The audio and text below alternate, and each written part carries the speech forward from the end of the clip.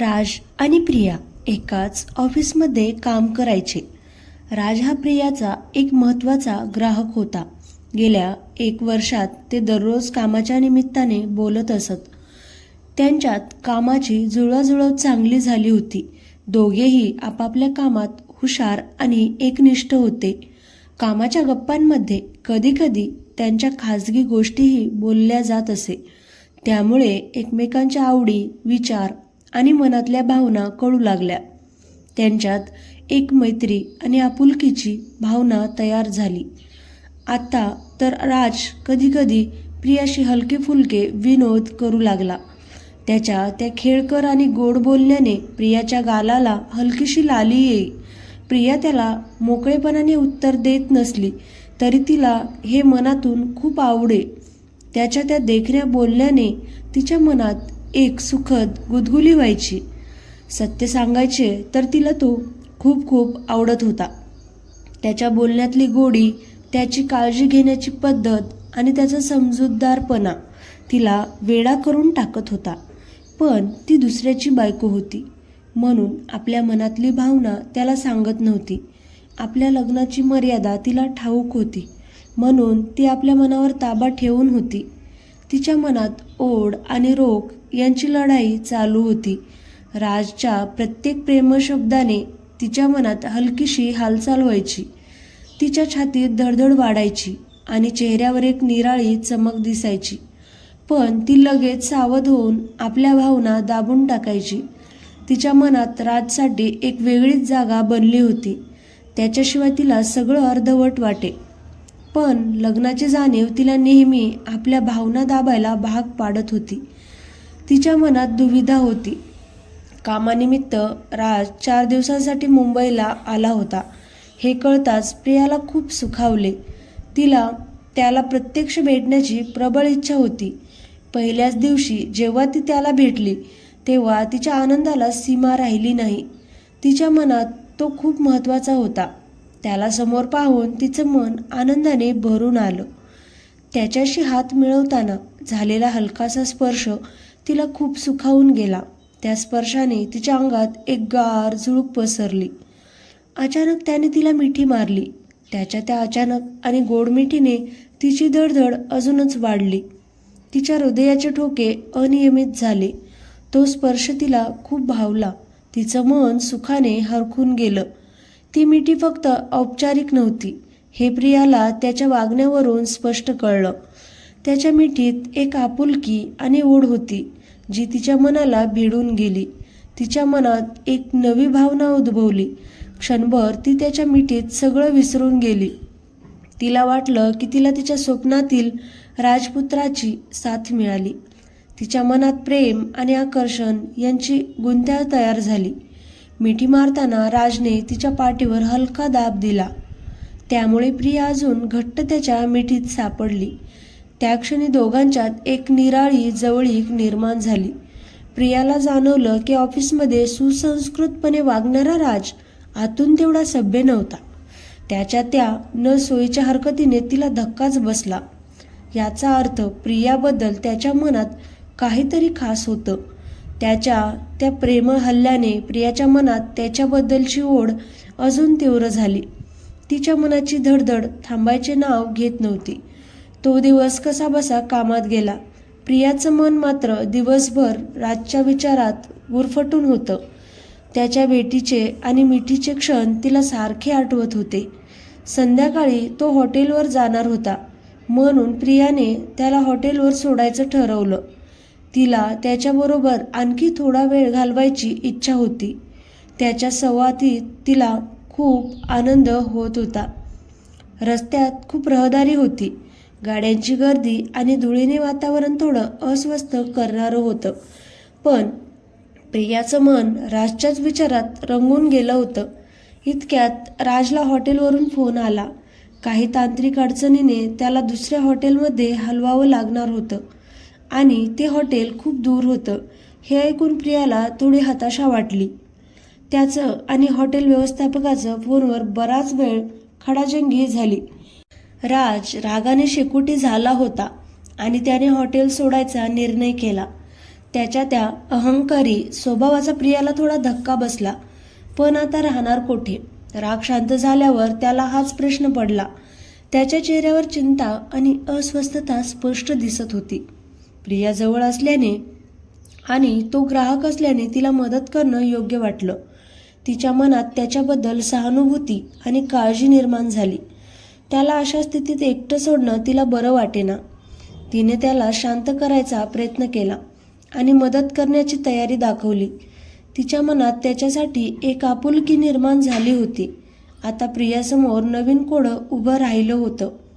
तिला राजला मदत करायची होती आणि त्याचबरोबर आपल्या मनावर ताबा ठेवायचा होता. तिच्या मनात कर्तव्य आणि प्रेमाची झुंज सुरू झाली. नशिबाने तिच्या घरात एक खोली रिकामी होती. तिचा नवरा बाहेरगावी होता आणि सासू सासरे दुसरीकडे गेले होते. घरात सध्या एकांत होता. प्रिया राजला घरी बोलवण्यास मनापासून तयार नव्हती. तिच्या मनात भीती आणि संकोच होता. त्याला घरी बोलवणं तिला योग्य वाटत नव्हतं, पण नाईलाज होता. तो ग्राहक होता आणि त्याला राहायला जागा नव्हती. म्हणून हळदीच्या हाताने तिने त्याला त्या रात्रीसाठी घरी यायचं निमंत्रण दिलं. तिच्या चेहऱ्यावर नाखुशी आणि चिंता स्पष्ट दिसत होती. राजने थोडे नाटक करत ते मान्य केलं. त्याच्या चेहऱ्यावर एक गुप्त आनंद आणि लपलेली धूर्तता होती. त्याच्यासाठी प्रियाच्या घरी राहणं म्हणजे एक फायद्याची संधी होती. राज ऑफिसमध्ये जरी सुसंस्कृत वागत असला तरी आतून तो स्त्रीलंपट होता. याची सुराग प्रियाला दुपारच्या मिठीवरून आणि इतर बायकांशी असलेल्या त्याच्या वागण्यावरून लागली होती. तिच्या मनात त्याच्याबद्दल एक अविश्वास निर्माण झाला होता. घरी पोहोचताच प्रियाने चहा केला आणि दोघं औपचारिकपणे बोलत बसली. दोघांच्याही मनात वेगवेगळे विचार सुरू होते. प्रिया त्याला दूर ठेवायचा प्रयत्न करत होती, तर राज तिच्या जवळ यायचा प्रयत्न करत होता. त्यांच्यात एक लपाछपाईची लढाई चालू होती. प्रियाला आपल्या निर्णयाचा थोडा पश्चाताप झाला. तिला वाटू लागलं की तिने त्याला घरी बोलवून मोठी चूक केली आहे. तिच्या मनात असुरक्षिततेची भावना वाढत होती. प्रियाला जेवण बनवायला वेळ नव्हता. रहदारीमुळे घरी पोहोचायला खूप उशीर झाला होता. म्हणून तिने हॉटेलमधून जेवण मागवलं. तिला लवकर झोपायचं होतं. जेवण आटोपून 10 वाजले होते. सगळी कामे लवकरात लवकर करून प्रियाने दुसरी खोली राजसाठी तयार केली. त्याला लवकर विश्रांती मिळावी असे वाटत होते आणि ती घाईघाईने आपल्या खोलीत निघून गेली. तिला थकवा जाणवत होता आणि तिला शांतपणे झोपावेसे वाटत होते. तिच्या मनात राजची थोडी भीती होतीच. इकडे राजला प्रिया आणि तो घरात एकटे असल्याचा फायदा होत होता. तो तिच्याकडे आकर्षित होऊ लागला होता. त्याच्या मनात अनेक विचार येत होते, पण प्रियाची मानसिकता त्याला समजत नव्हती.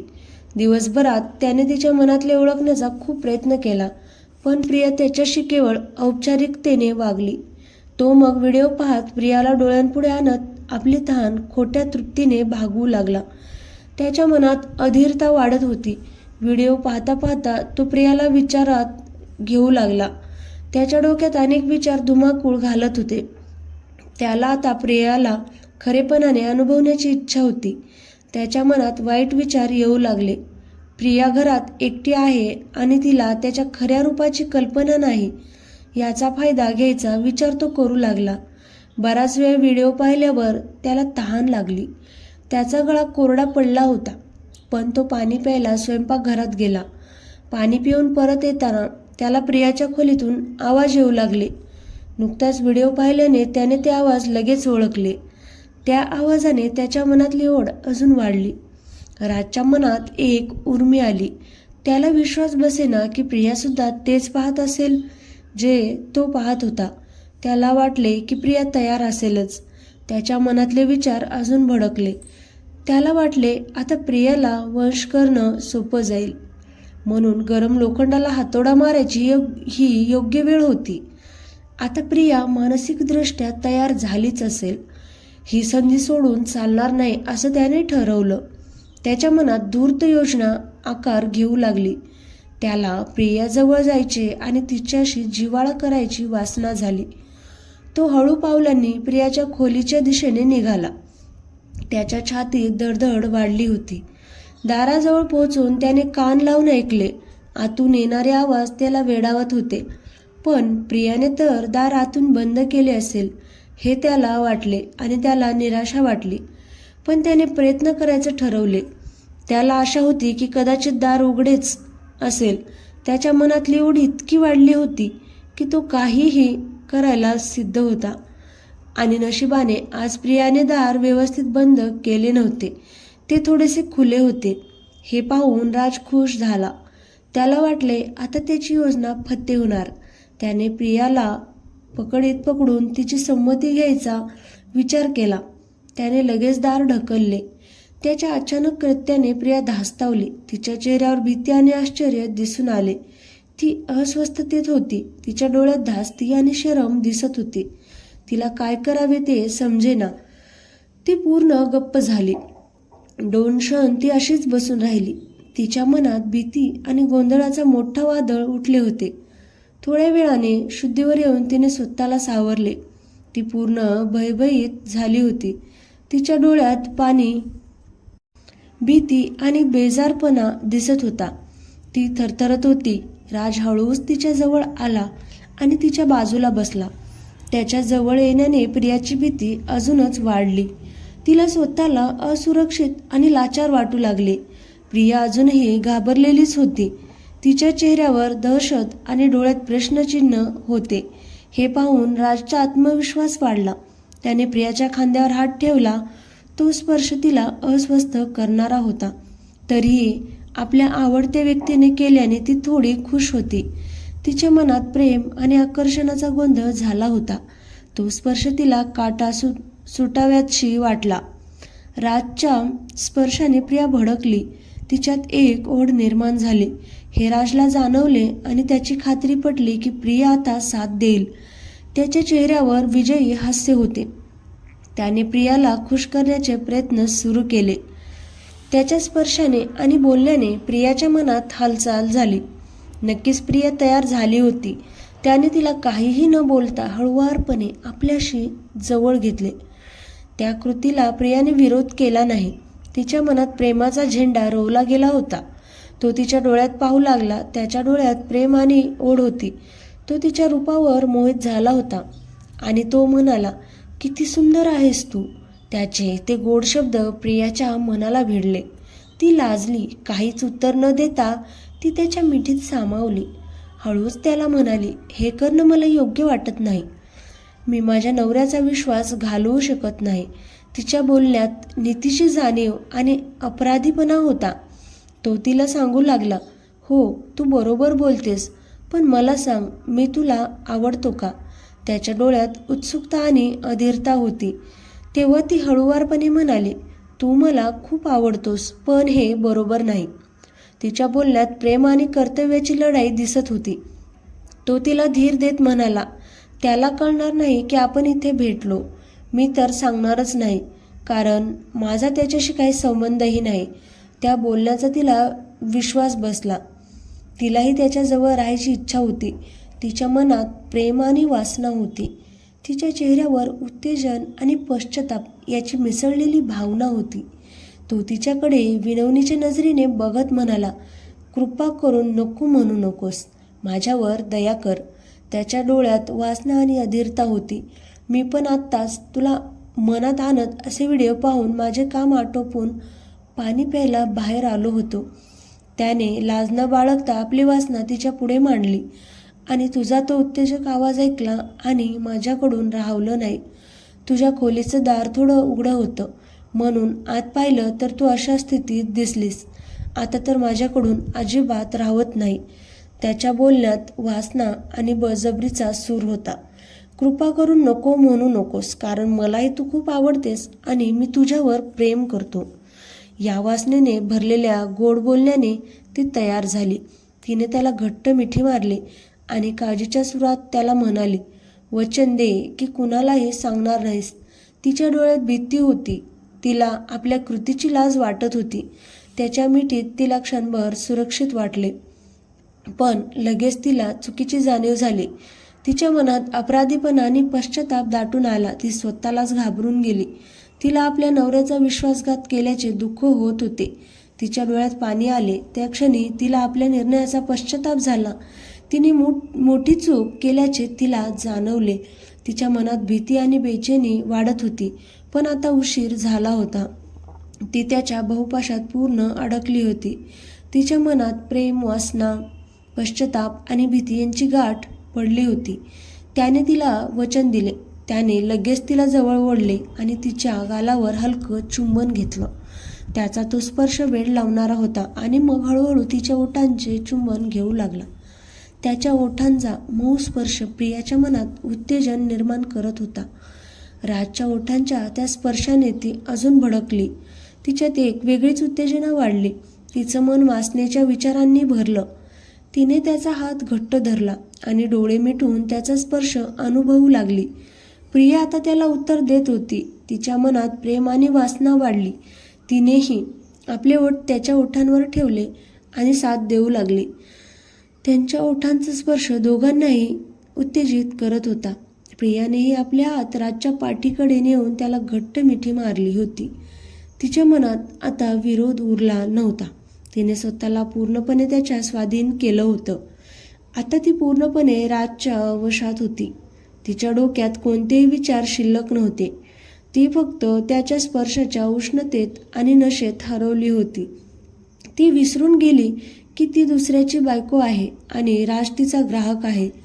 तिला आता फक्त त्याच्या जवळ असण्याचा आनंद आणि वासनेचे समाधान हवे होते आणि त्याच हेतूने तो आला होता. ऑफिसमधला सुसंस्कृत राज आणि येथील वासनेने बेभान झालेला राज यात खूप फरक होता.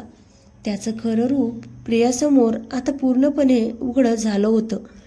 प्रिया त्याच्या पूर्ण आहारी गेली होती. तिला आपल्या कृतीची लाज राहिली नव्हती. तिच्या मनात उत्तेजना इतकी वाढली की तिला भान नव्हते. त्याने तिला घट्ट मिठी मारली. तो म्हणाला, तू खूप मादक दिसतेस, तू मला खूप आवडतेस. ती पण खुश होत म्हणाली, तू पण मला खूप आवडतोस. पण भीतीने हे करत होते. मी पण तुझ्या प्रेमात पडले आहे. ती त्याला घट्ट चिकटली. त्याला पण मस्त वाटलं होतं. त्याने तिच्या ओठावर ओठ ठेवले आणि चुंबन घेऊ लागला. 5 मिनिटे चुंबन घेतल्यानंतर ती खूप आनंदी झाली होती. ती त्याला म्हणत होती, माझे तुझ्यावर खूप प्रेम आहे. आता तो तिच्यावर तुटून पडला आणि प्रेमाने चुंबन घेत मजा घेऊ लागला. तिला चावट हाताळणी करत तो जे करत होता ती पण त्या गजबजच्या सुखात हरवून गेली होती. तिच्या डोळ्यात एक निराळी चमक होती आणि चेहऱ्यावर तृप्तीचे भाव स्पष्ट दिसत होते. ती प्रत्येक क्षणाचा भरपूर आनंद घेत होती आणि तिची मनोकामना पूर्ण होत होती. आणि मग असा क्षण आला जेव्हा ते दोघे एका विलक्षण शांततेत विलीन झाले. पाहता पाहता ते एका परम शिखरावर पोहोचले आणि शांत पडले. तो तिच्या मिठीत शिरून शांत झोपला. सकाळी उठून त्यांनी पुन्हा प्रेमाचे सोहळे केले. नंतर ती म्हणाली, आजचा दिवस तू माझ्यासोबतच राहशील का? त्याला पण तेच पाहिजे होते आणि तो दिवसभर तिथे थांबला आणि खूप मज्जा त्यांनी केली. तर मित्रांनो, कथा कशी वाटली कमेंट करून सांगा आणि चॅनलला सबस्क्राईब करा. धन्यवाद.